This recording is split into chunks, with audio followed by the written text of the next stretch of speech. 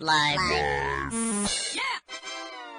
Due to some violent content, parental discretion is advised. He just doesn't run it like, go up and down. He'll run it and then stop. Then run it and stop. There he goes with the water. All right, you ready there? I'm ready. Okay. 0, please. Camera 0. Camera O. Turn this off. Here we go. Well, I don't know what this thing is. I think it's a strip show, dance show. Work there, dude. Come on. Can you hear it? Okay. Welcome to DeaconLive. DeaconLive. Welcome back, guys. On today's show, did you die when you sneezed? And where's my package, FedEx? And did you see the Island Boys' first concert? Well, we'll dive into that show here as well. And are you negging me? All this and much, much more will be discussed here on DeaconLive. How are you? How are things going? Over to my far right side is IT Dan. Yes, good afternoon. We are broadcasting from the COVIDSapien.com studios just outside of Charlotte, North Carolina, a beautiful little town we like to call Marshville. And I'd like to start right now by saying I apologize for not doing a show last week. I did leave you guys a little message. I'll tell you kind of sort of what's going on. I hope you guys listen to that and my heartfelt sympathy apology for why we didn't do a show last week. Now, Dan, last week was Thanksgiving. Yes. We had everything all set up. We were going to be here in the studio. We were going to do an early show. That way we could get back to our families and everything and, enjoy this nice holiday. How was your holiday? Hopefully better than mine. Yeah, no, my holiday was good. Went and saw some family. Just saw about 4 friends, 4 relatives. It was quiet. Did you have turkey and all that stuff? No turkey, no stuffing, no mashed potatoes. Good. What'd you have? I had a monster chicken parmesan and lasagna, meatballs and sausages, because my brother-in-law makes it so good. Are you Italian? No, but I'm Swedish. But it tastes so good. It tastes better than the turkey and everything. I was so stuffed after that. Now, that's fine. I know a lot of people do ham for Thanksgiving. For Christmas dinner, usually people do ham for Christmas dinner. My wife and I, we'll get because it's just me and her, we'll get a filet, a nice chef sirloin filet, petite filet, and then a lobster tail, and that's what we have. And people think we're weird for doing that. But here's the thing. So we were all set to go, Dan. Are you ready for this? We were all set and ready to go. This is a sad story. You and I, we agreed that you were going to be here early on Wednesday morning. We were going to do the show, and then, like I said, we can get back to our families and everything. Now, what you don't know is we have family driving up from Florida. Now, I'm a Florida boy, born and raised, and they're driving up, and they were leaving Wednesday morning at like 4 or 3 o'clock in the morning because it's an 8-hour trip, and they were going to get here by 1 o'clock, 2 o'clock in the afternoon. Great. Dan comes up here. We do the show, knock it out. And then we have the whole entire afternoon to do what we need to do.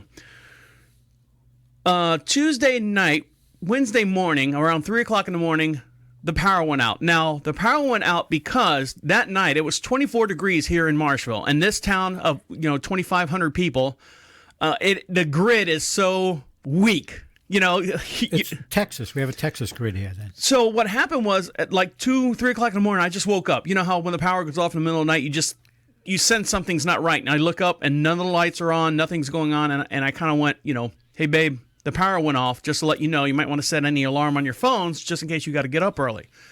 So the night went on. We woke up early in the morning, 6 o'clock, get up to do our normal chores. The power is still out. Now, mind you, our friends and family from Florida are making their way up to North Carolina.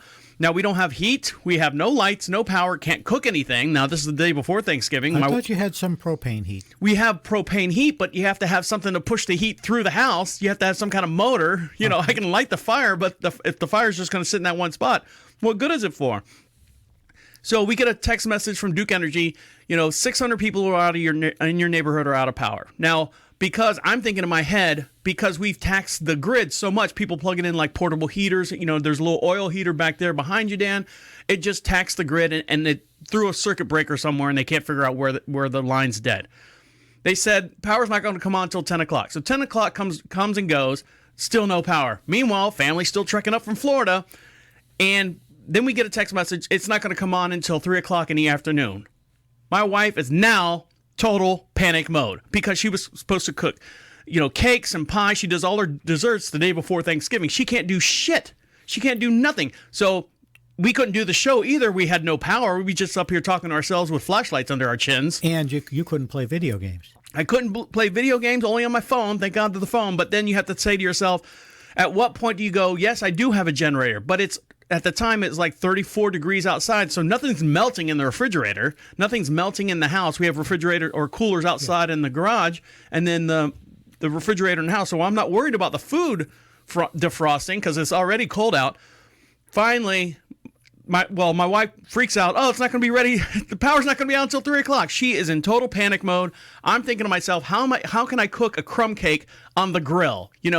Essentially it's just a big oven, put the lid down, keep the temperature around 350, and then you could cook a crumb cake. I'm problem solver. I'm problem solving guy now.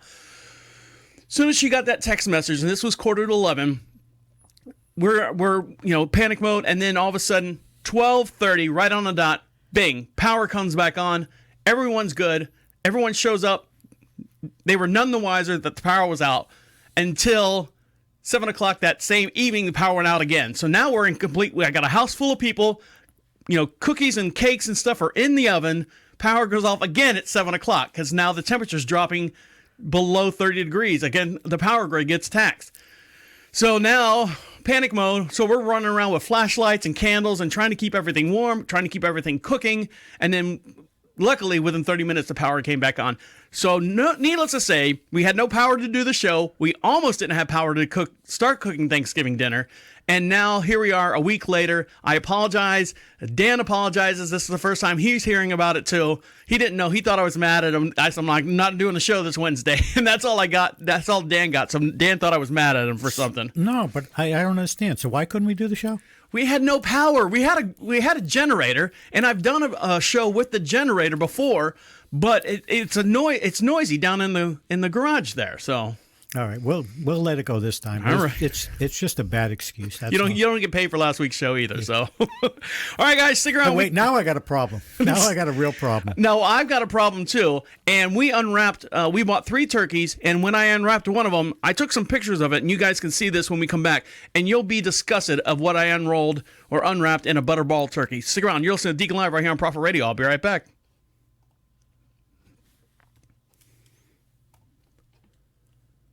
You at 9? There you go. I had to remember what number. 9.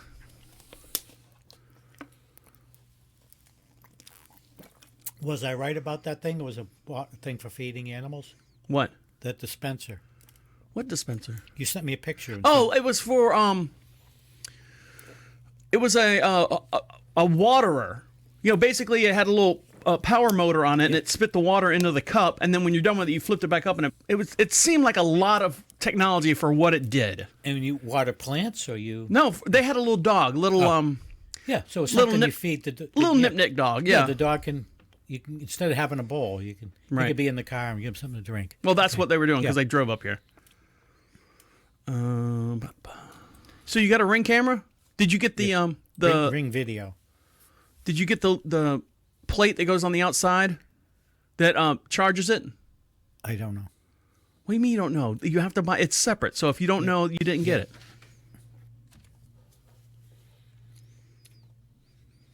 Welcome back to Deacon Live. We are broadcasting from the COVIDSapien.com studios. Don't blame the Democrats or Republican, Trump or Biden. Blame the culprit for this widespread virus. Go to COVIDSapien.com for more information. And for more information on a lot of stuff is IT Dan over on my far right-hand side. Yes. You doing all right? Yeah, it's good to be back after a week's vacation. You remember how to do everything? No, I couldn't put the headphones on right. Totally lost. You got to remember which camera is which camera. Yeah. All right, so for those of you who don't know, we actually, for every podcast we do, we have a matching video as well. Dan, you still haven't figured out why my thumbnails aren't coming up on my blogger. I'll show it to you after the show, and you can look at it again. But for every podcast we do, we have a matching video as well, and the way you do that is go to Prophet Radio, PROPHET Radio, click on Deacon Live, and you can see the audio portion and also the video portion of me and Dan here in the studios. Hi, everybody. Now, you guys are going to want to see this. Actually, go to camera 5 on this one, Dan. Now, when you buy a turkey, butterball, it's got the netting on it. Actually, I'm going to do this one here. It's got the netting on it, and then it's got that plastic wrap, and then the giblets and stuff are inside the neck or wherever the giblets go. Okay. And here at the house, we do just the chicken breast. We don't do the dark meat on the side, so I bought a whole turkey with dark meat because I smoked half of it. Then I bought 2 chicken breasts for the family, 2 8-pound turkey breasts. Now, I unwrapped one of them, and my wife says, I always clean it. You know how to clean a chicken? Yes. I do like... You put it under the cold water in the sink. And you well, the rinse it cold... out, yeah. And then I also do kosher salt on top of it, because that kills a lot of the bacteria up underneath, Okay. the arms and stuff, and the little crevices, so you don't get ptomaine poisoning. So I unwrapped the first one. Now, you guys know the history or what's going on as far as, there's a short supply of turkey. So I saw these like 3 weeks prior to Thanksgiving, so I bought 3 of them. Here's turkey 1. What does that look like, Dan? Oh, well, let me go back to this camera here. All right. What does that look like? It looks like the skin is very loose on the turkey. All right. Yeah. When it looks like that, normally it's a nice tight skin on there, and then this is me pulling it up. How loose that... I saw this on CNN. What is it? They said that it's popular this year because a lot of the turkeys were on the Mediterranean diet and lost weight. You almost had me, Dan. Skin. You almost had me because I'm like going, really? This is popular? It looks like a friggin' nutsack. It does. What it does. Yeah. But if you look right here, I mean, it looked like Ed Asner's nutsack.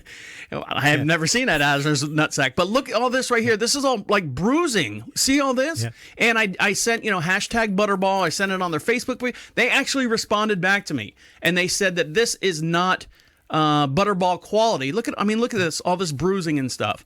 And they said, here's your claim number. Keep the tag because it's got the lot number and everything where it came from.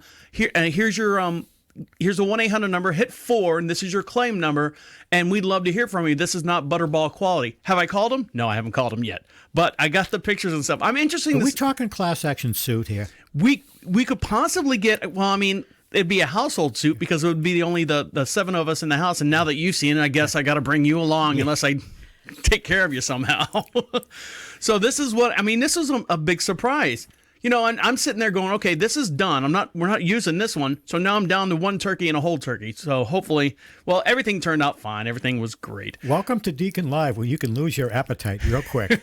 Well, this family right here almost lost their appetite when they went to go check out at their local Target. Now, Target, the retail store, we cannot help it but to drop $100 every time you walk into Target. Unfortunately, this couple right here found a turkey weighing 12.32 pounds, costs nearly $123,000. Right here, Dan. Yeah, I know we love Target as much as the next person, but we don't care what the store layout might be. You don't think anyone feels to be carefree with their pocketbooks, Everyone's trying to save money. You're wondering if this turkey's covered in gold. Who can afford poultry with a price tag like that? Most people contend it's a joke. It has to be a joke. So what actually happened was the little tag that's on the turkey, it says how many pounds of turkey it is, and then it says price per pound. Well, if you don't fill that in, it automatically, by default, just puts $99999 on it. Well, someone forgot to, drop the ball and did not fill this out. So when they checked out, the actual price of the turkey was $123,000, $199.88. So they were freaking out. Of course, it was a miscalculation and stuff. But can you imagine? Scroll back to the picture? Sure. Skin looks awful tight on it. It is a tight-looking turkey. Yeah, maybe it's worth it. Now, after eating all this stuff, a lot of people, I actually started yesterday getting back on my Mediterranean diet. So I started eating it was so boring, Dan. I've had sausage, biscuits, and gravy and eggs. Doesn't it feel good to be back on your diet? It does, but for 4 days straight, I had biscuits, sausage, eggs, bacon, toast, all the bad stuff for like 4 days straight. And now I'm looking at my Greek yogurt going, chia seeds and Greek yogurt. Here I come again. Guess what I added to my diet? What did you add? Hot chocolate. But I have it with Is that almond adding milk. it to your diet, though? Yeah, because I mean, I haven't been having, but now it's cold. I'm freezing all the time, so I have a hot chocolate every night. Well, yeah, you're an old guy, Dan. You're brittle. Your skin's brittle. Well, right now there's another new diet that's coming out for all those who are trying to lose weight and try to get their quote unquote gut health in organization here.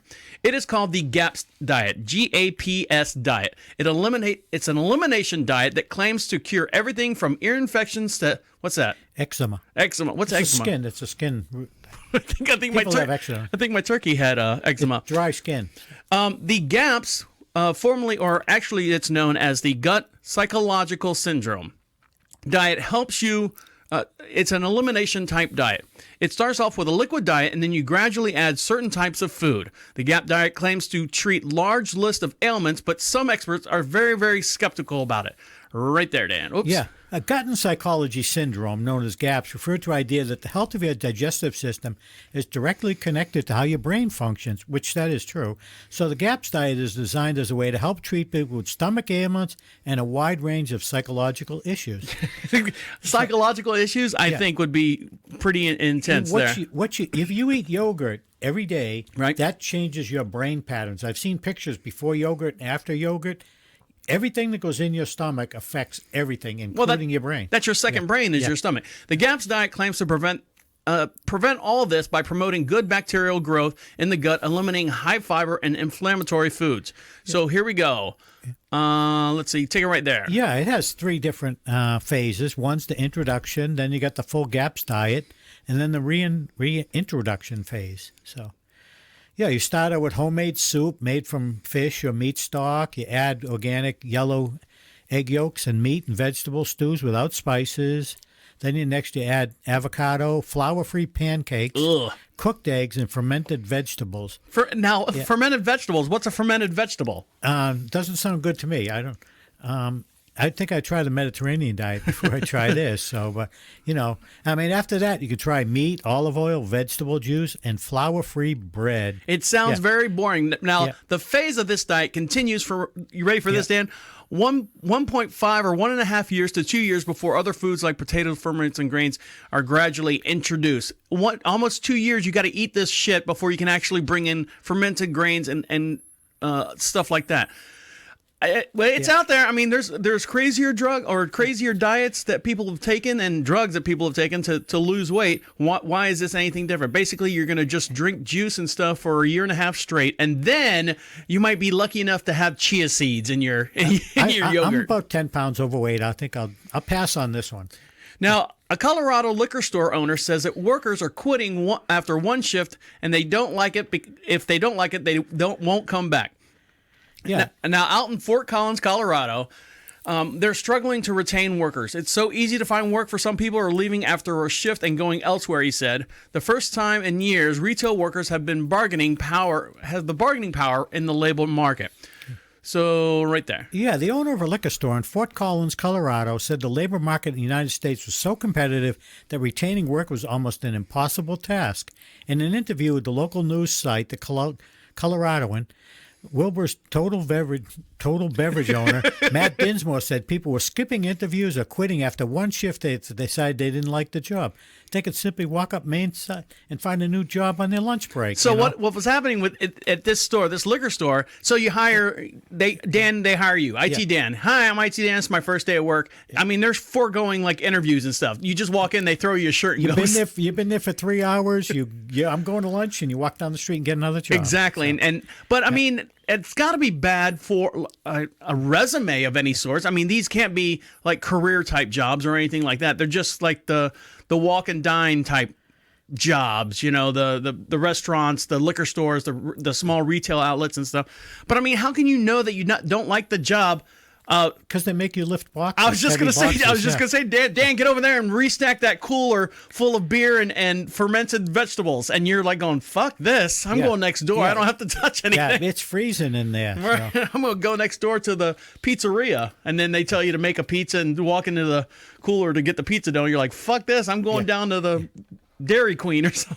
You just keep on down the road. It's just like a rotating shift of kids. Yeah, it's crazy world. So Speaking of rotating kids, Dan, are you familiar with the Island Boys? I had a very great life until you introduced me to them. No, I mean, I thought it was funny watching what they're doing. So but, if you don't know who the Island Boys are, these guys are just, they're not no talent. It's just two kids from South Florida. They have a Cuban background, I guess. They don't even know. I mean, their mom's Cuban, but who knows? Their father left them. Left them. I would too if you look at these kids. And so they were in a hot tub and they were just kind of mumbling this song, and I guess it's just taken off not because of the song is catchy, not because it's, you know, the greatest masterpiece like Hotel California or something like that. It's just this guy going mumbling Island Boy, Island Boy, and then that's it, and it just took off. I think they're just everyone in the world's making fun of them. Well, guess what? Now they got their chance. Like Milli Vanilli, they got their chance after the record skip, and they found out that, you know, Milli Vanilli wasn't singing the songs for real. They are going to now be able to do their own concert. This is the look from their first concert. Now, don't forget, for every podcast we have a matching video as well. And let's go to camera 4 on this one, Dan. And let's see. Here's the Island Boys up on stage. Here we go. Now you can hear there's absolutely no music because they don't know how to do the music, or they don't have a track. They have no musical track. It's just them up on stage. You ready? I don't hear anything. Got the button pushed? Oh, sorry. Now I got the button pushed. There you go.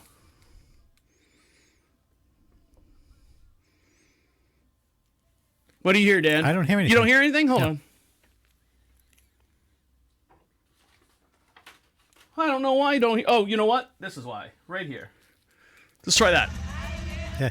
Is that better? Yep.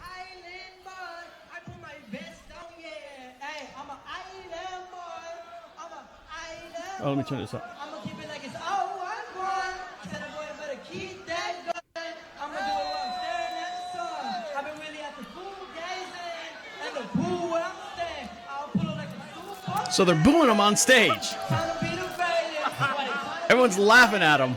Yeah, I'm an island boy. I'm an island. And then there they go. So their first concert, I mean, even though I think this had 85,000 views, they did it on Thanksgiving Day. Are they still going to get money for that 85,000 views? Or? It all depends on how they monetize their. I mean, this is Rap City Daily, and they have 55,000 subscribers, so they'll probably get the money before those guys. Okay, that's good. As long as they don't get it right. All right, when we come back, we'll get up to speed with technology with IT Dan. You're listening to Prophet Radio, or you're listening to Deacon Live right here on Prophet Radio. We'll be right back. 9. Yeah, see, now I'm out of practice too. I forgot to turn all the other stuff on. So hopefully you'll be able to hear that. You drive me to drink, Dan. Oh, crap. Forgot something. Assassin's Creed. Are you? Did you give up on the other one? No, I did 2. I played 2 of them. I'm going to be hibernating all winter, so I don't want to. Yeah, you saw the article about the forklift guy at Home Depot? Yeah. It had to be not wearing a seatbelt. It had to be outside. I don't think anything's going to happen.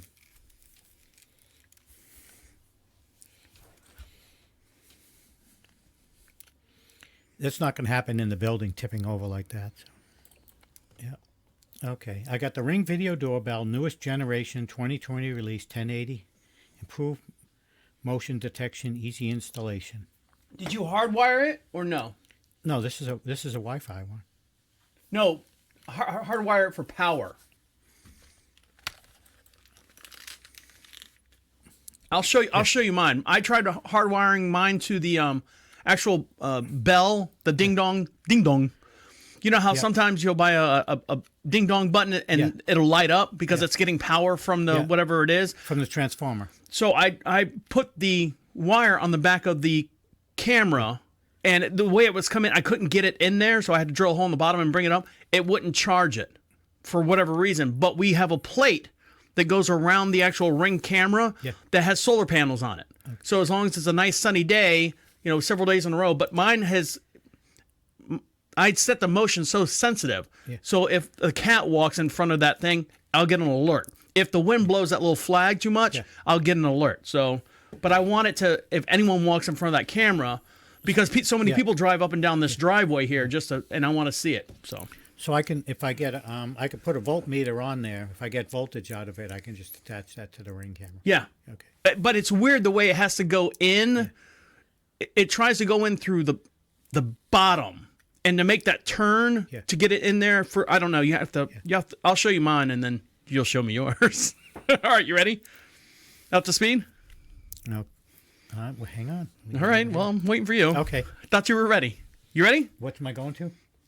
I'll do it since you're in the process, because I got to hit record and all that stuff. Welcome back to Deacon Live. We are broadcasting live from the COVIDSapien.com studios. For all information of who actually caused this whole entire virus outbreak, go to COVIDSapien.com studios. And for those of you who don't know, we broadcast just outside of Charlotte, North Carolina, a beautiful town we like to call Marshville. And then now it is time for Up to Speed with Technology with IT Dan. Yeah, you'd think that technology would solve most things, if not everything. But Chick-fil-A, the CEO, Dan Cathy, admitted they estimate that 30% of the people are driving away because the lines are so long. You know, McDonald's is testing artificial intelligence ordering at the drive-thru. Now, hold on. Chick-fil-A has done a great job as far as working people through the drive-thru. Why are people getting upset? I saw something that said, you know how people were waiting for the COVID test? Yeah. They should take initiative from the actual people at Chick-fil-A. Well, this is what the CEO from Chick-fil-A was saying, that 30% of the people are driving off. They said people are happy with them. They're polite, they're nice, but they're walking away. And all these other companies, McDonald's and all these companies are trying to, all this other technology, and nothing that Chick-fil-A is doing has worked. It's been often voted the slowest drive-through, and the employees are nice to everyone. So instead of doing something technology, you know what they do? What? They build another Chick-fil-A right down the street. That's what. Well, it's what God's doing. chicken, you know. Yeah, yeah. And if they listened to our podcast and they saw the different things they're doing with the robots, they'd probably take care of everything. I think Chick-fil-A just by themselves, for some reason, it makes those middle-aged white house soccer moms feel better about feeding their kids Chick-fil-A sandwiches because, you know, instead of going to like Popeyes to get a chicken sandwich, for some reason you think the chicken sandwich is like ghetto over there, but it's probably twice as better. Yeah, it's good. I just want to say by 2025, IBM projecting that there'll be frictionless quantum computing, and it's supposed to blow away anything that we have. What do we have now? Yeah, what we have now, which is, I mean, some of these computers are super fast, but they're making these quantum computers. Everything now is electrical and it has ones and zeros. Okay. Everything from your tweets to emails, even listening to our show or watching YouTube videos are essentially long strings of ones and zeros, binary. Now, quantum computers use qubits, which are typically subatomic particles such as electrons and photons.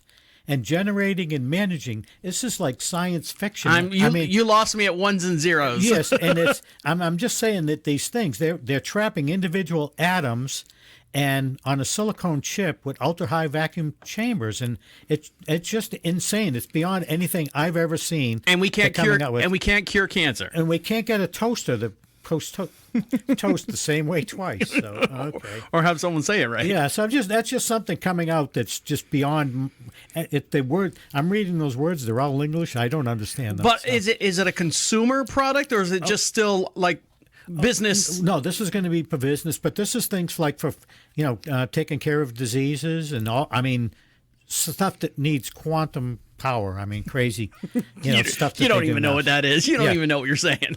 Yeah, well, no, it's all stuff that's not electrical. It's all done with protons and neutrons, magnetic fields and stuff like that. Yeah. What else you got? And then there's this thing called a system on a chip, S.o.c.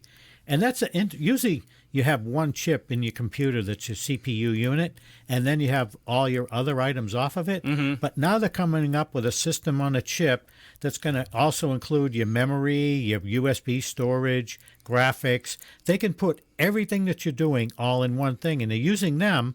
It's like an all-in-one all-in-one thing. Well, I mean, this has been going on for centuries, or I said centuries, but decades. I mean, look at the first computers that was running NASA's. The computer you couldn't even fit in this room. Now everything fits in the palm of your hand. So for them to take all these other chips and make one big mega chip. Yeah. Well, instead of a processor, they're adding all these other items into a chip. Right. And that's mostly what you're finding. That's why cell phones are smaller and faster. And it's something they're starting to just come out with more often. That's what I'm just saying. So, but it's like all-in-one thing, but it works. Usually when you do something all-in-one, like an all-in-one screwdriver, it doesn't take off any screws. And we still can't cure cancer. No, we can't. Okay, what else you got? No, that's about it. Have you been doing any jobs, some tech jobs or anything? Yeah, It's a guardhouse. Don't you have a car payment coming up soon? Yeah, You gotta... the guardhouse yesterday, when they lost electricity a few times, I just had to go to reset a few things, and then I had to upgrade a computer to Windows 11 Now, when afternoon. when they lose electricity, do you lose electricity in the neighborhood? No, not always. Sometimes, and it's funny because it's fed in that same way, but they'll lose electricity, and I don't. I don't know why. Maybe they got a breaker box problem. Yeah, they're probably doing that. Someone's too fat in the chair. I don't know what they're doing. All right, thanks, Dan. All right, when we come back, you want to see if your time is up, your time is up. And this guy found out the hardest way that his time was up. Stick around. You're listening to Deacon Live right here on Prophet Radio. We'll be right back. I suppose I should get the manual and read the installation manual before I get it, too. It's not coming in for a couple of weeks anyways. Manual for what? For the Ring camera. So Somehow I was having internet problems yesterday. I think it's because I yelled at the the lady at QuickBooks. Oh, yeah? I'm like, fuck you, lady. She probably sent a bug or something to... Drink it on the job.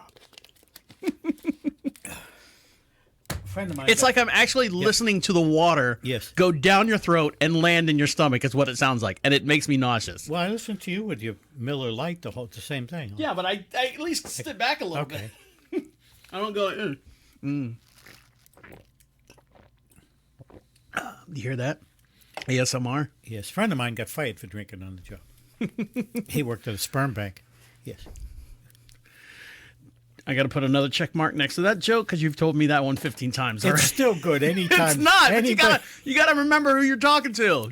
It's no. That's why I only watch movies a couple times, or once maybe. All right. All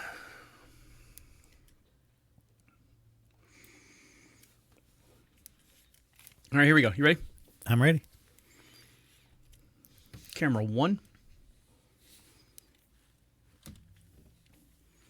Welcome back to Deacon Live. We are broadcasting from the COVIDSapien.com studios. Make sure you check them out. They've got some gear and stuff to show your support for them as well. And over to my right-hand side is IT Dan. Yes, it's got a great afternoon. What did you say? You got fired from your job at the sperm bank? Yeah. No, a friend of mine got fired from his job at the sperm bank. Oh, sure. You always know a friend. Yeah, drinking on the job.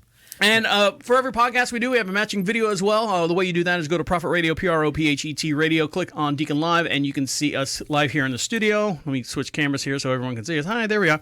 Cameras in the studio, and for every podcast we do, you can see that as well. And don't forget, you want something for free? Excuse me. Of course you want something for free. We bought a whole bunch of new promotional stuff, and the way you get that is to go to Prophet Radio, click on free swag, fill out the little form there, and we'll mail some stuff out to you. We got some magnets, some stickers, some hologram stickers, and I actually bought some buttons. Yeah, and why do I get stuck going to the post office waiting in line? Well, you know what? It's actually because Thanksgiving. You're lucky, Dan. It's been kind of slow this month. You only had, I think, 2,500 to send out over a week's period rather than the 10,000 we normally send out. So... I didn't volunteer for that part. It's in your contract. I'm going to walk down the street and get another job on my lunch break, like everyone else does. You'll be walking a long time because we're out in the middle of nowhere. Now, this guy right here has been waiting a long time for the not so obvious to happen. A man who's been delivering pizzas for 30 years dies on the job. Wow. Can you imagine that? So right here. Yeah, a 45-year-old man who delivered for pizza for decades tragically died on the job after a porch collapsed at an Indiana home. The Connersville Police Department identified the victim of William Fields, a delivery driver for a Pizza King who lived in Connersville, according to a press release. I guess Fields had worked at the establishment for nearly 30 years and was beloved by his customers. Some would ask, who's the driver tonight? And you would tell them William. Well, we called him Billy, she told the outlet, and they would say, okay, just tell him to knock on the door and come in. Come in, yeah. Yeah. Bring it on in. Yeah. So there you go. This guy, I mean, you know, when your time's up, your time's up. And this guy's been delivering pizza, probably delivered to this house many times. You would think after a certain amount of times going in the house a couple times, you would put your foot on the deck and go, you know what, something's not right here. Yeah, and when they arrived, I guess he'd been unconscious and pinned by all the debris that fell down there. Can you imagine that? You're just doing your job out of nowhere. You fall through the floor of the guy's front porch that you've been delivering to for the last 30 years, and it kills you. Yep. Well, I suppose when it collapsed, then all the columns are going to fall down, and there goes the roof. And the roof right on top of you. I mean, probably pinched him or pierced off his neck. You know, pinched it right. Anyways, that's a horrible thought. Now, this gentleman right here actually has come back to life from the dead. An Indian man who had been declared dead following a gruesome accident stunned doctors and his grieving family members when he suddenly came back to life after spending a staggering 7 hours in a mortuary freezer. I thought 7 hours in the freezer would kill you. You know what I mean?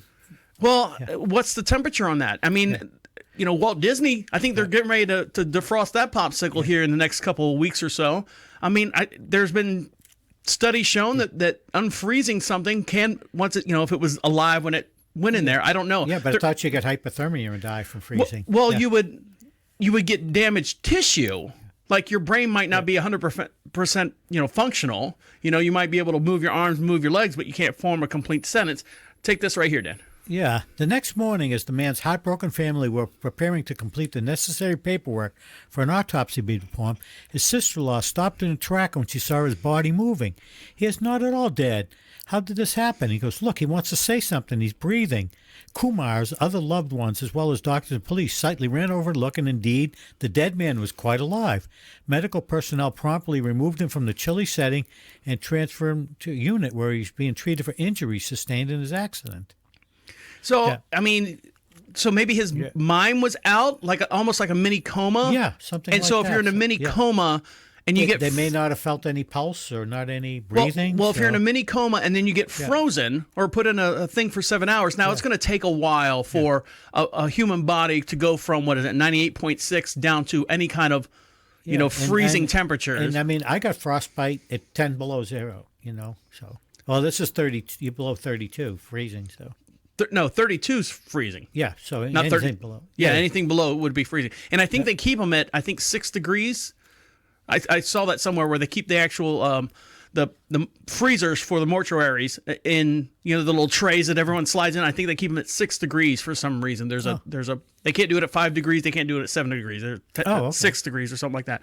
Now, speaking of dead, or is it dead? This dog right here was captured chasing what they are calling a spooky ghost dog. Oop, let's turn that off. We'll call you back later. Yeah. An eerie piece of security footage from Australia shows what appears to be a pair of dogs playing in the background of a homeowner believes that one of the canines was a ghost. The spooky scene reportedly occurred outside of Jane DeMarco's residence in the city of Melbourne, Australia. While smoking a cigarette in his garage, he checked out his home security system and noticed that his dog Ryder was running around like he was playing with something or someone, which isn't normal behavior for him. So let's watch this video. Dan, go to 4 on this one. And let's see what you see. Now, this looks like your new, this could be your Nest camera video footage here. Tell me what you see. I'm showing one dog running around. But what's this here? And it looks like another dog is almost like a white dog, but it's almost transparent. But the dog's eyes, you know, the dogs are playing with each other. I mean, but you ever shine flashlights in like a swamp and you see all the eyes looking back at you, the alligators, the white dogs that they're calling the ghosts, his eyes are doing the same thing. Where they had that reflective opal look to them. And then the dog disappears off to the side of the camera. I mean, literally, Can play it again? All right, hold on. Yes, sir. Here we go.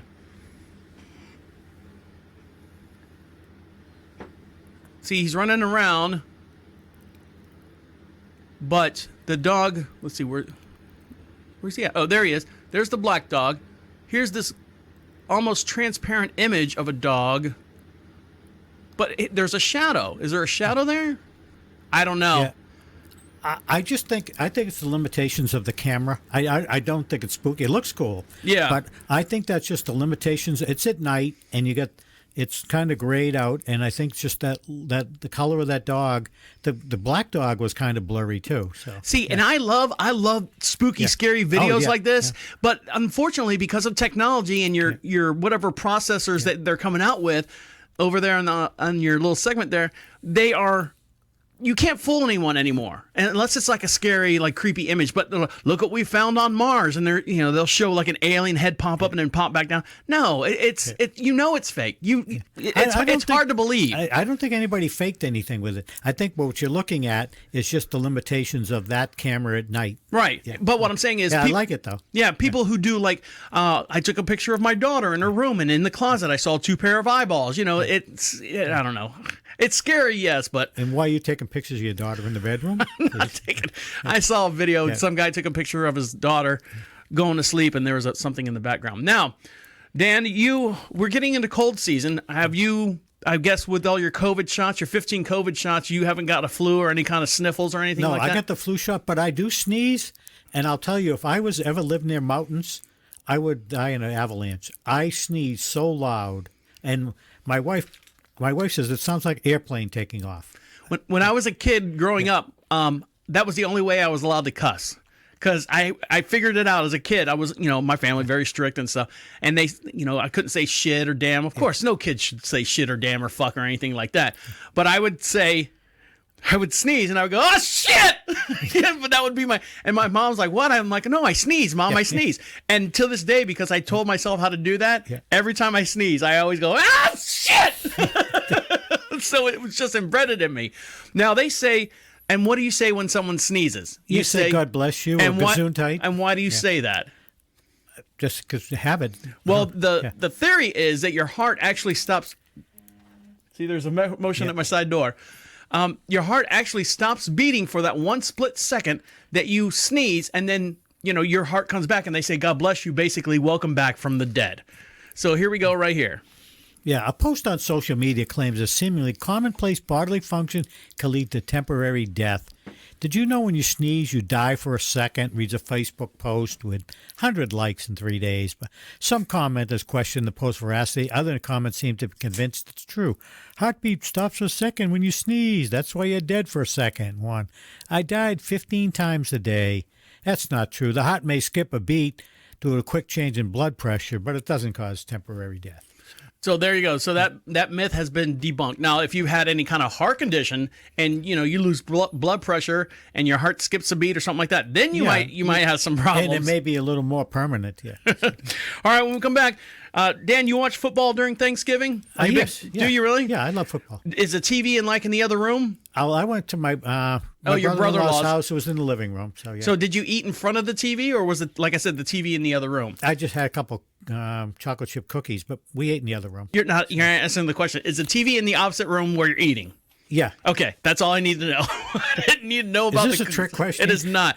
Well, this company right here is giving away its own Jumbotron, so you can watch, I guess, football anytime you want while you're eating dinner. Stick around. We'll get into that here in just one sec. You're listening to Deacon Live right here on Prophet Radio. I'll be right back. Number 9. Now, see, I get that vibrating. See, look, motion at the side door. Yeah. And then it's usually her letting the dogs out or something. This is why I watched Dusk to Dawn, the TV series. See that girl there? Oh, yeah, she's cute. Yeah. It actually was a decent series. Robert Patrick had a pretty decent cast, and it was it was good. I liked it. How many seasons was it on? Three seasons. That's about the length of they've run their course. Yeah. You ready? Ooh, that guy's ugly. Reminds me of you. Yes, thank you. Ready? 1. Camera 1, please. Welcome back to the Deacon Live.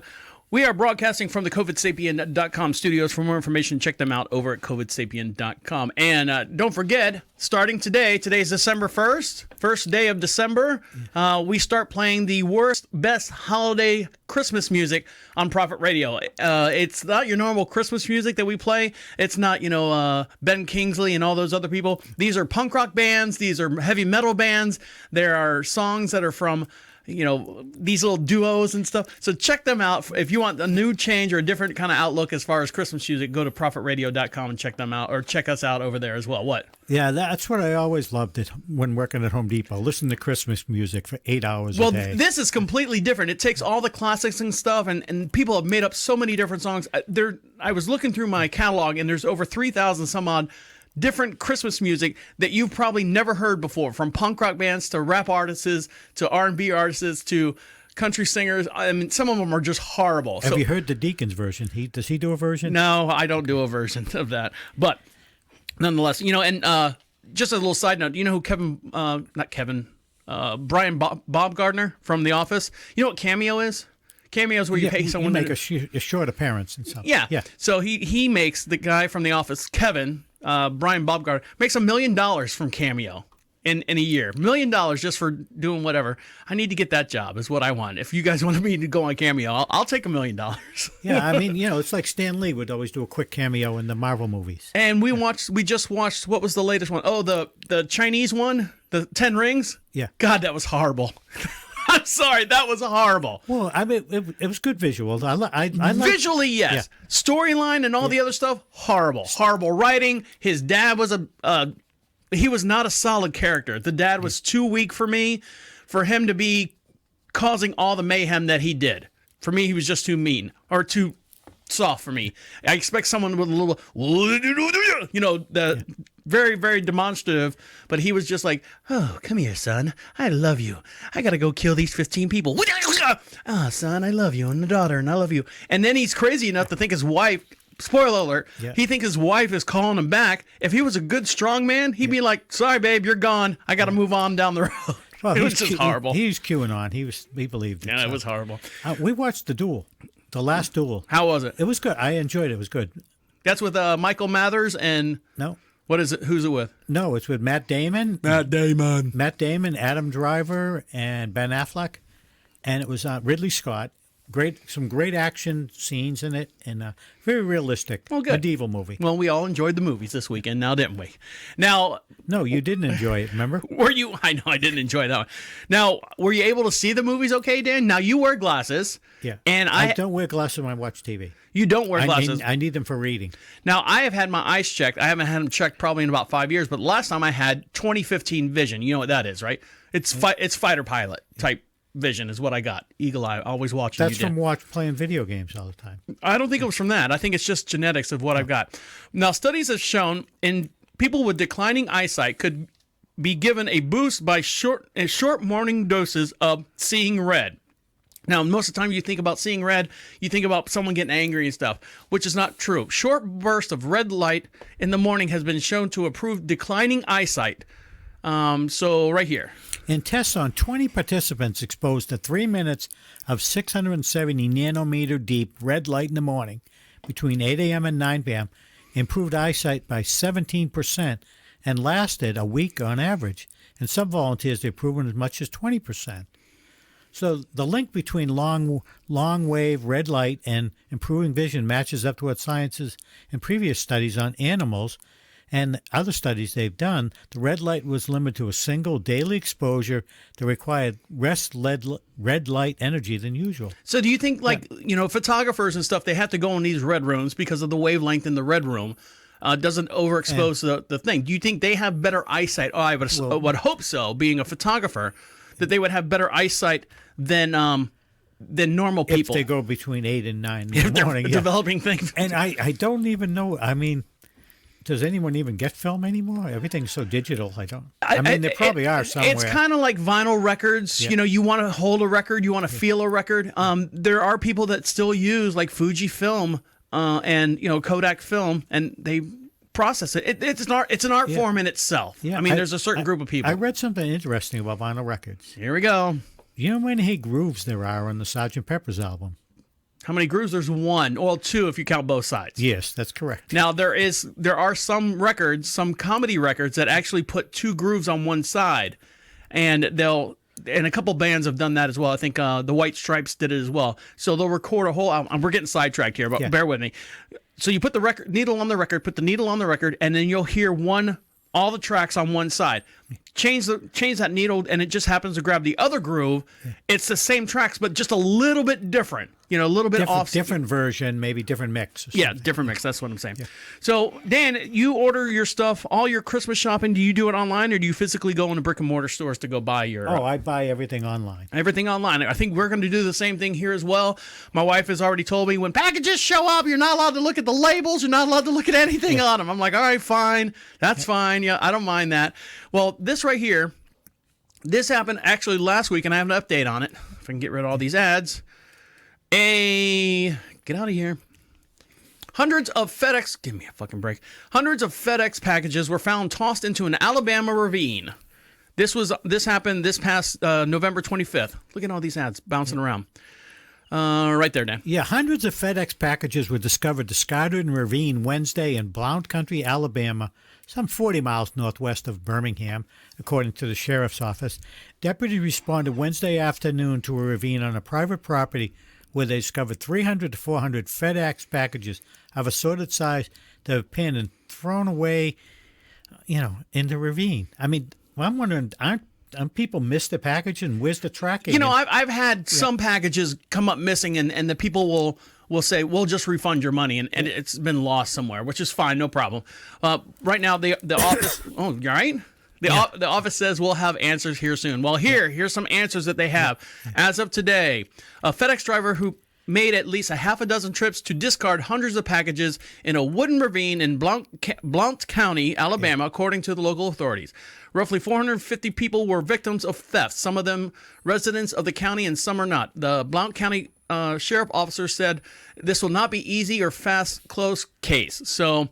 the driver has been identified and questioned, so they know who did it, and they know exactly, they're trying to find out exactly what happened. So deputies were sent to guard the scene until FedEx workers could arrive to pick up all the packages. So they know who it is. Hopefully later on we'll find out. It wasn't clear why the packages were in the ravine, but they hope to have some answers here soon. So I mean, the guy could have had a mailbox there, and he just missed the mailbox. But why would you, for example, throw just brand new packages just in a ravine and then go on without opening them up? It's probably somebody that said you had to deliver this many packages, and they were overwhelmed and couldn't do it, and they get they probably scanned them all, and he gets paid for them. Someone said you get $2 a package for delivering them. But if it's a FedEx truck, van, whatever they are, and he's just throwing them out the back, scan them, throws them out the back, why wouldn't you come back later and open up those boxes and get the little goodies inside? Yeah. Why wouldn't you do that? I'm guessing it's someone kind of low IQ, would be my guess. We deal with a lot of people like that. Yeah. Now, Dan, do you know what negging is? No, but I am going to learn. Negging is the popular flirting technique that hinges on emotional manipulation. You look good for your age, and you look way better than you do in your Instagram pictures. Yes. Deacon, nice to see you back in men's clothes again. Yeah. Comments like these may seem cheeky banter or playful teasing, but experts will say this is a flirting method isn't harmless as it seems. It's called negging, the virtual dating strategy when someone deliberately insults you and undermines you in a form of flirting. So... is that what you're saying, Dave? Yes. You're backhanding me? Yes, backhanded compliments. Now, you watched football this weekend, and you said you watch it in like two rooms over from where you were eating? No, the kitchen was in one room, and the TV was in the next room. You know what a Jumbotron is, right? Yeah, the big football games, they have them. It's like a four-sided big screen. Yeah, it's up in the middle, or a basketball game or a hockey game has it up in the rafters. Whether you're north, south, east, or west, you can see the replays. Pepsi is giving away what they're calling a TurkeyTron. Now, you can still qualify for this, so you can watch your football game at the dinner table. So here it is. It's this big, huge TV with four sides, and it looks like a big Jumbotron that you sit right in the middle of the table during your whatever holiday festival. My wife would love that, and that would be great in our kitchen. It would match your drapes. Read that right there for me, Dan. Yeah. While food certainly trumps football on the scale of Thanksgiving Day importance, it doesn't fall too far behind. The good news, this year you won't have to take a break from the on-field action just to feast. They're giving away a four-sided TV centerpiece you can plop right in the middle of your dining room table. So. All right, so here you go. Let's see if you can still get it. Yeah, beginning today, fans can hit up Pepsi on Twitter for a chance to win the Cola Maker's one-of-a-kind TurkeyTron. Through 6:59 tonight, yep, the clock's ticking. You can tweet at Pepsi while your family deserves the TurkeyTron. You might just get your way. I just wonder how big that is. Let's see. I mean, look at it. It looks what? Maybe two sides. Two sides could be a tablet. And then the other one's probably as big as my monitor here. So like a 31-inch monitor. So 2 tablets and 2 31-inch monitors in the center tray. And I'm sure if you win, look how they have all the little goodies and stuff. Let me change screens here. How you have all the goodies and stuff. There's a football on the table. It's got like stuffing in it. PepsiCo products. Tablecloth is blue. Everything's blue. Oh, right here. Yeah. So here's the sizes and everything. Okay, 30. It's got 2 vertically set 22-inch LED TVs and one 32-inch one. See, like I said. So there you go. If you want a TurkeyTron, go over to Tweet Pepsi and ask them to give you a big TurkeyTron thing. All right, guys. We got one more segment to get into, and then we'll wrap up the show and let you guys get back to what you got to do. Stick around. You're listening to Deacon Live right here on Prophet Radio. I'll be right back.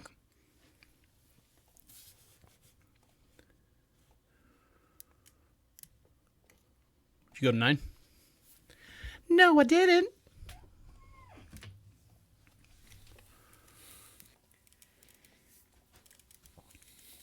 What's wrong, Dan? Another student died in Michigan. Good. Did you like Pulp Fiction? Yeah, you know what? That movie itself was right at the point of my life where I was just trying to find my own, because it came out in '94. So I was 21 years old. I just bought my first house, and this movie came out, and I literally sat there, and it was like it was nothing that I've ever seen before at the time. I actually, when I was in college at the time I was at community college, I took a film and theater class, and my special project, they always give you a special project to do, whether make a movie or do something with a movie or something like that. I took Pulp Fiction and put it in order of the actual, because you know how it bounces around and bounces around. I actually took the whole movie. I had 2 VCR decks, and I had 2 monitors, and I physically had to move it around, scroll this way, scroll this way, and fast forward. I had the knobs and stuff, and I put it all in order and turned it in. And I called it The Fiction of the Pulp, which is, of course, flip back around. It's like they have The Godfather in the chronological order, too. You can watch that. They've done that with The Godfather. Oh, have they really? Someone more ambitious than you. And they probably used high-tech stuff. I kind of like when they bounce back and forth, as long as you know what they're doing. So. Well, if you can follow what's going on. You're going to get me flagged, Dan.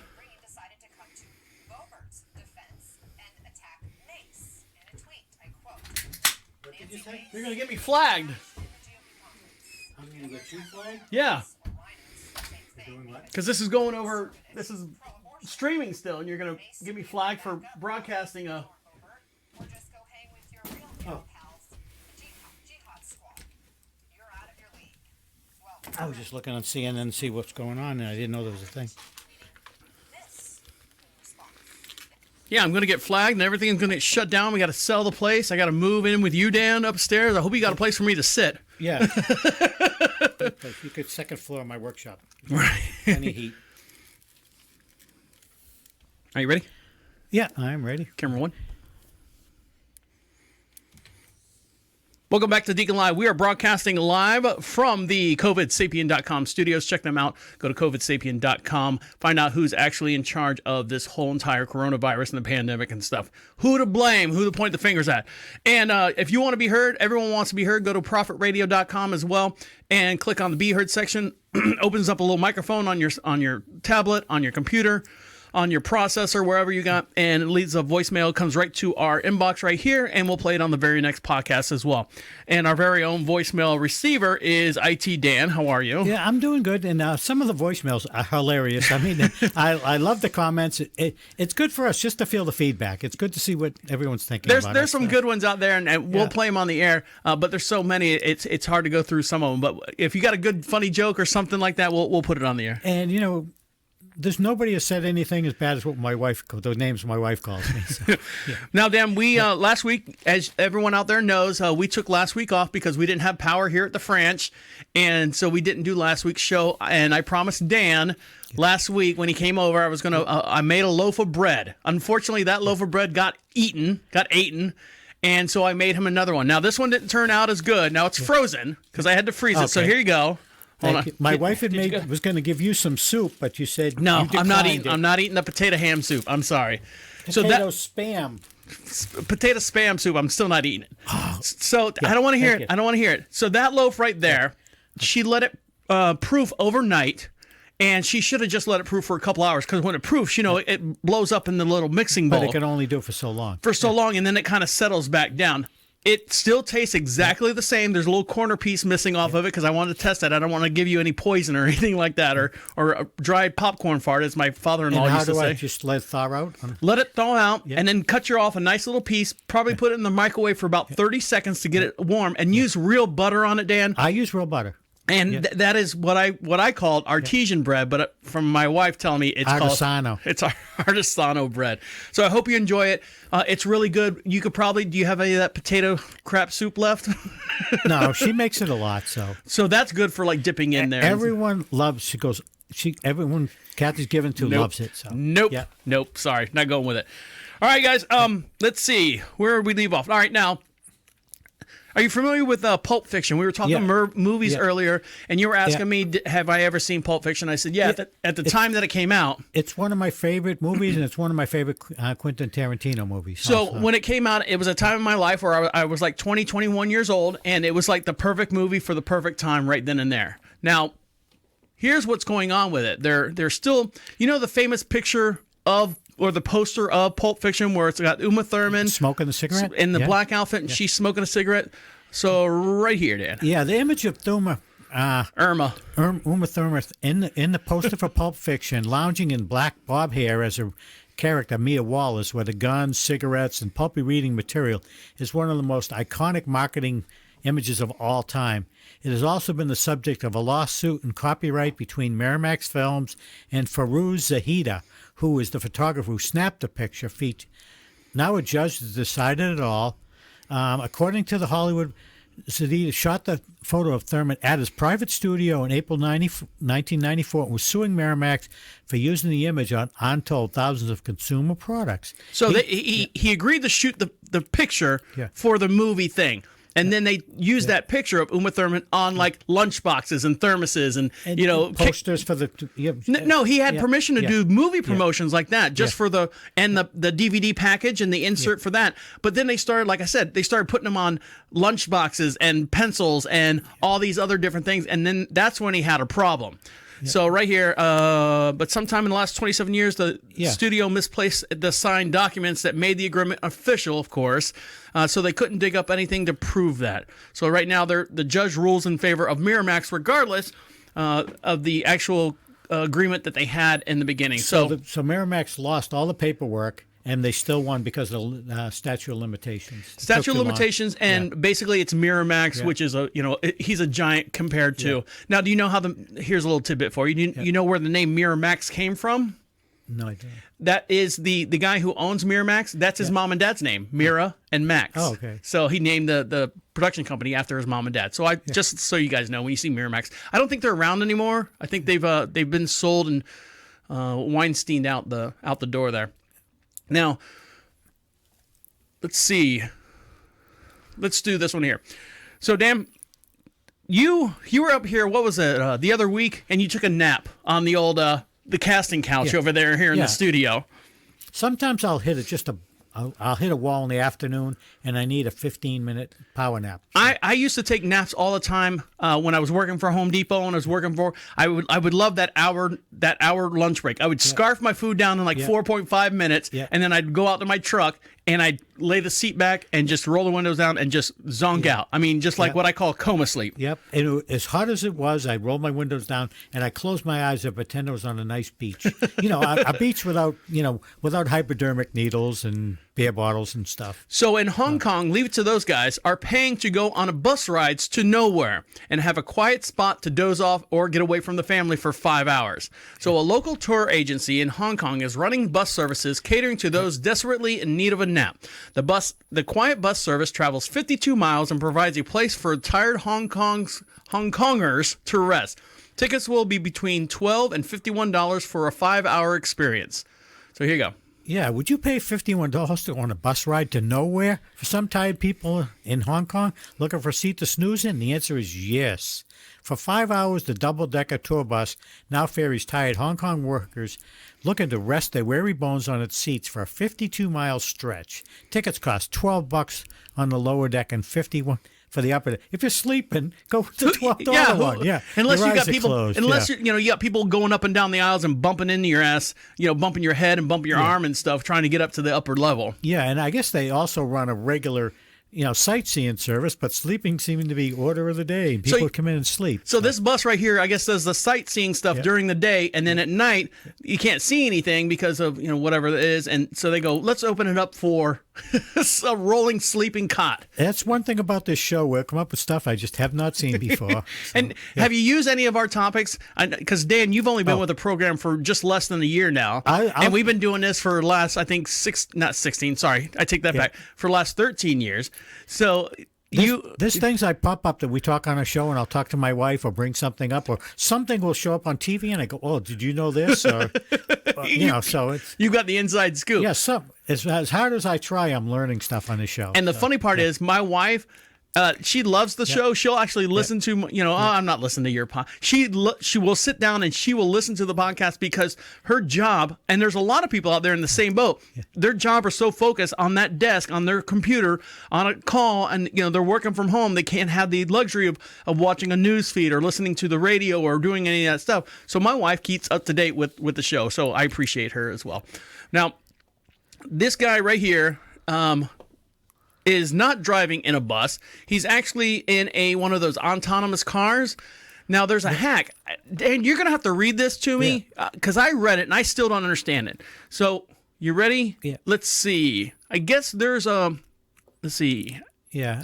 Try this right here. I have a lot of problems with level 2 semi-automated driver assist systems from all car makers, and why Tesla tends to get most of the attention with the autopilot, the truth is they all have flaws. They're flawed because they ask two things from humans that they're simply not equipped to give: constant attention and readiness to take over when the machine does not do the work, and sometimes not being total idiots, So, all right, so right here, this is what I don't understand. So read this slowly for me. Oh, okay. Using a water bottle that's jammed in the steering wheel to defeat the Peugeot's 508's inadequate driver monitoring system, which seems to consist of just a torque sensor in the driving wheel, our idiot, impatient for the coming of true autonomy, climbed in the back seat to pretend while the car was using its driver's assist pack well beyond its intended capabilities. Would predict. So I guess there's some sensor that they have, and maybe they need the moisture from your hand or something, but he stuck a bottle in the steering wheel, and that... So here's the video. I guess, like Dan was saying, that the water bottle in the steering wheel tricks the computer to think that your hand's on the steering wheel, I guess? It's got moisture from the body or something. So here's the video. Go to video 4 on this one. Okay. And let's blow this up so everyone's... I'm going to get... Oh, here we go. So here's the thing. So it's late at night, and he's got his indoor light on, and you can see the water bottle on his dashboard or on his steering wheel. Stuck in the steering wheel. Now, I want you to listen to the actual audio track that's playing as well. Let me double check, make sure I got everything up and running here, and we're all looking good because I want everyone to hear this and see this at the same time. So here, right here. Here we go. Back to the beginning. And here we go. You ready? Now, this is over in, what did I say, Belgium? Where did I say this was from? It's some state that doesn't speak English.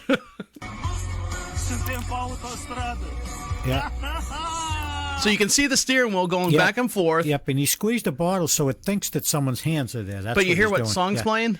I Just Died in Your Arms Tonight, from the 80s. So here goes the car. It's veering off to the right. Yeah. He's closing out, and it veers off to the, or starts, it corrects itself, goes back to the left. Yeah. It's driving better than I do. It's kind of weird. You see the steering wheel moving back and forth, staying within the lanes. Yep. Except for here. Yeah. What happened?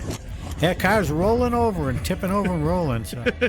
The car couldn't decipher between the dotted line and the solid line, so it took a right-hand turn off a left-hand exit and rolled over and fell into rolled over a couple times. I hope he's okay, but I mean that's what. Yeah, well, it shouldn't say on the story. Did he leave the gene pool? I don't know. Let's see. What else does it say on this right here? let's see, right here.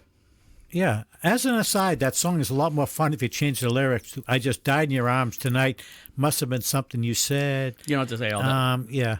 Luckily, nobody inside. Right here. Yeah, nobody inside or outside the car appears to be injured, and hopefully a lesson was learned here. So the driver assist systems are not self-driving, not even close. So that's what it was. It wasn't a self-driving car. It was the corrective. We drove a car in. Have you ever seen assisted driving or driven a? Have you ever drawn a Puget? It's a Peugeot. Yeah, I don't know anyone. I've seen a few. I put gas in a few when I worked in a gas station. Right. But so the driver assist. We were driving in New York. We rented a car, and if I got too close to the red line, it would vibrate and turn the car back away from the.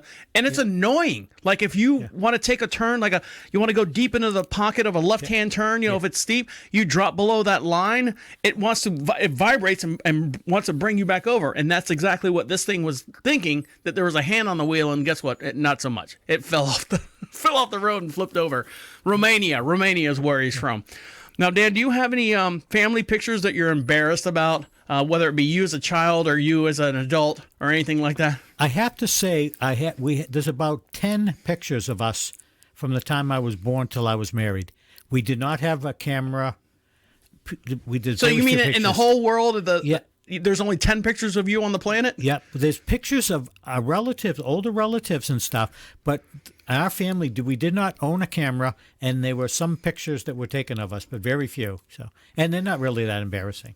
So this kid right here, now Owen Mills, you're familiar with Owen Mills? Yeah. Owen Mills, for those of you who aren't familiar with it, was the place where you went to go get your family picture photo taken. And it's always in this big wooden frame, and everyone's dressed, they were big in the 80s. And they put a background with a library behind you. Something or some stupid like thing. that, or, and they, for whatever reason, sometimes they'll have everyone just look off to the left in one direction, not looking like at the camera. They always have one just kind of peering off to the left a little bit. Well, this guy right here, Kyle Steele, is that right? Am I saying that right? Shield, I'm sorry.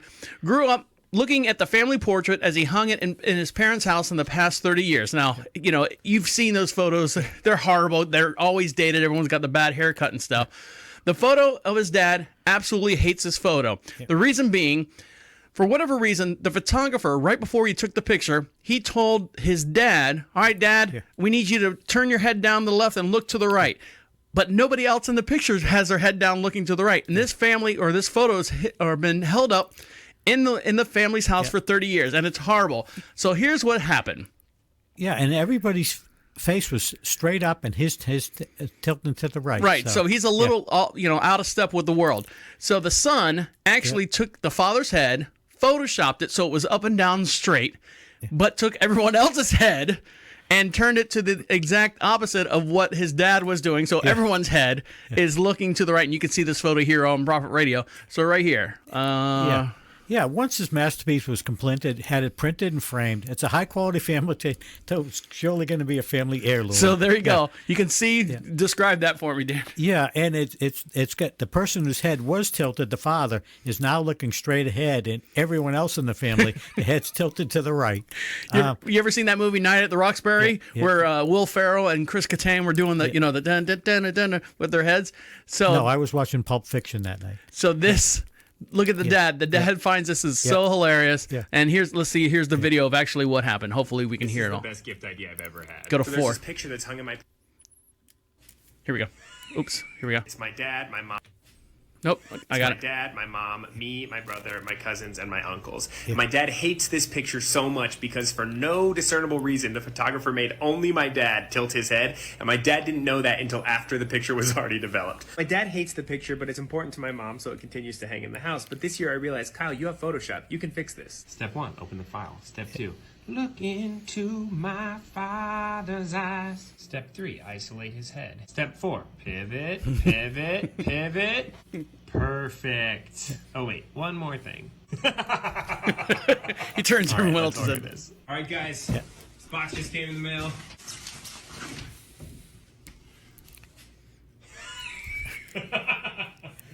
That's him seeing it for the first time before his dad. Yeah, he's showing us a picture. That looks cool. Follow to see what happens when I give it to him. Part 2. There's been a picture in this house that Dad has not liked for a long time. And I realized this year that I have the power to fix it, so... Oh my gosh.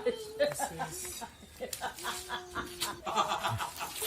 And his father's probably 30 years older now. Right. Yeah, he's probably in mid-60s. I just took that picture down. That's a great joke. Yeah. That'll go down in history for the family. Yeah. My wife Kathy's really good at Photoshop. Uh-huh. And she had a picture where she was fixing the sparkle in eyes, but there were like 5 girls in the picture, and one girl had the brightest, whitest teeth compared to the other girls. And Kathy went and darkened that girl's teeth so they didn't stand out in the photo. But I'm sure if that girl ever found out that Kathy did it, she'd gouge her eyeballs out. She did it good. She made it. I mean, she's really good at Photoshop. All right. We'd like to thank each and every one of you for listening to us, downloading us. Make sure you follow us and share us on all your social networks and follow us on our social links as well. On behalf of IT Dan. Yes, it's been good. My name is the Deacon saying goodnight and goodnight. Wait. Come back. The Fingers to the absolute end. camera. Écoute-moi. Oop, yep, there we go. Bye. See you later. See you later. Bye. Thanks, guys.